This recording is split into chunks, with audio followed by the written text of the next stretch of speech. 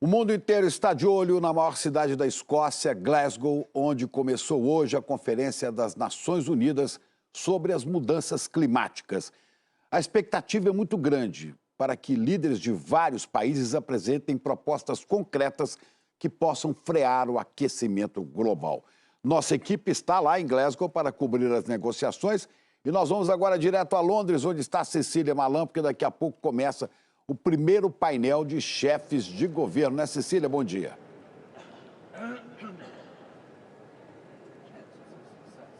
Londres não, Glasgow, Chico. Glasgow. Estamos aqui em Glasgow. A sessão de abertura começa em meia hora na plenária.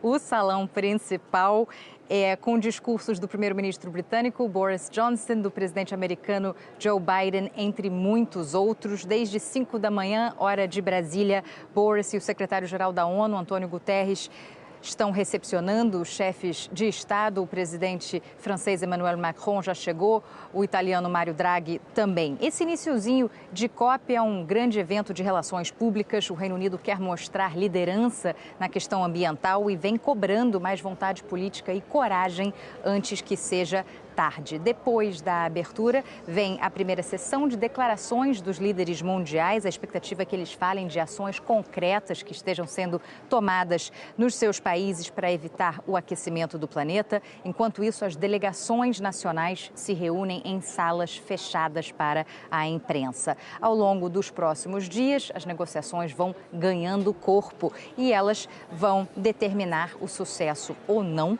da COP de Glasgow em implementar metas ainda mais ambiciosas, já que as promessas atuais não são suficientes para limitar o aquecimento do planeta a 1,5 graus, esse número tão crucial para evitar uma catástrofe climática. 25 mil pessoas vão passar por aqui até o dia 12 de novembro, nesse enorme centro de convenções. São líderes mundiais, como a gente já falou, diplomatas, cientistas, representantes da sociedade civil, jovens engajados, empresários, jornalistas e lideranças indígenas. Todo mundo tentando chegar a um consenso sobre como conter coletivamente a maior ameaça existencial do nosso tempo, como fazer essa transição para uma economia mais sustentável. Vamos entender melhor os muitos desafios da COP26 na reportagem do Pedro Vedova. Lá se vão 30 anos de discussão climática. A menina ecologista cansou das palavras vazias dos líderes mundiais. A Greta é muito novinha, entende nada de política, alguém pode pensar. Mas e a rainha? Elizabeth II acompanha de perto a cantilena de líderes há quase 70 anos. Outro dia ela comentou a irritação com eles. Falam, mas não fazem.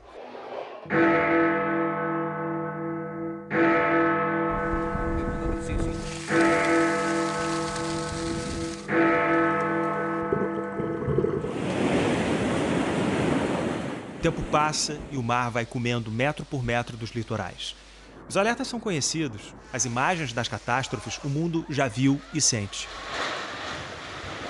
A ciência deixou bem claro que a situação piora se o aquecimento do planeta passar de 1,5 graus. L'accord de Paris pour le climat est accepté. Aí veio o martelo verde esperança da Conferência do Clima de Paris, 6 anos atrás. A principal novidade foi que todos os países assumiram um compromisso de cortar gases que aquecem o planeta. Ao mesmo tempo, você tem, pelo menos na fala e no discurso, né, um aumento de comprometimento. O que a gente vai ter que ver é onde que estão as implementações. O pesquisador explica que agora é a primeira vez que todos os países revisam suas metas desde Paris. Eles também apresentariam planos de ação para zerar suas emissões até o meio do século. A COP26 tenta ainda um acordo para antecipar em 5 anos a próxima revisão, em vez de esperar até 2030. O sucesso de Glasgow se mede pelo tamanho da ambição. As conferências do clima têm como regra o consenso. Significa que Venezuela, Rússia, Arábia Saudita, Austrália, países que dependem demais da venda do petróleo, gás ou carvão, precisam assinar embaixo de um compromisso pela descarbonização. Quer dizer, de um mundo com muito menos gases liberados pelos produtos que eles vendem. As energias renováveis já estão muito mais baratas e eficientes. Esse especialista da Chatham House explica que o grosso do custo global de descarbonização vem do setor privado, mas as empresas querem ter certeza de que não vale mais a pena investir em combustíveis sujos no curto e médio prazo. O funcionamento do Fundo Verde do Clima seria uma das sinalizações da COP. Os países ricos tinham concordado em doar 100 bilhões de dólares por ano para os países em desenvolvimento lidarem com os impactos da mudança climática e fazer a transição para uma economia mais verde. A COP pretende definir as regras, o mecanismo de supervisão e o fim do blá blá blá. Cecília, o que a gente pode esperar da participação do Brasil neste primeiro dia de conferência?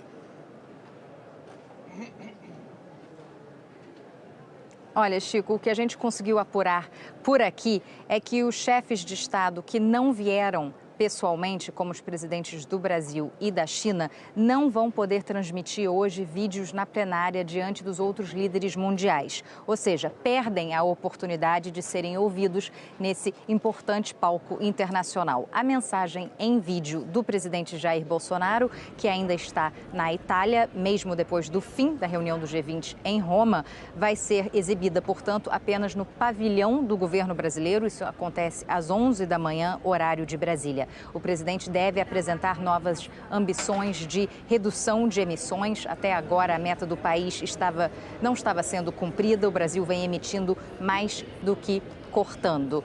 Eu conversei ontem à noite com o embaixador que está à frente da delegação do Itamaraty e perguntei o que pode ser feito para recuperar a credibilidade do Brasil, que chega aqui à COP com emissões e desmatamento em alta. Vamos ouvir. Nós queremos recuperar nossa credibilidade de duas maneiras. Primeiro, reconhecendo que existe um problema de desmatamento, e que queremos enfrentá-lo. Já começamos a enfrentá-lo.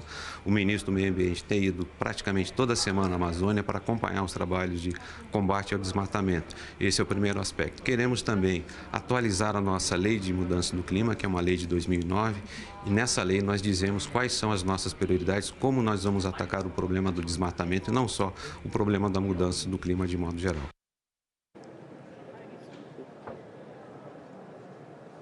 É grande a pressão por um comprometimento maior do Brasil. Chico, como dizem por aqui na questão do clima, ou você busca soluções ou você faz parte do problema. Não existe meio do caminho.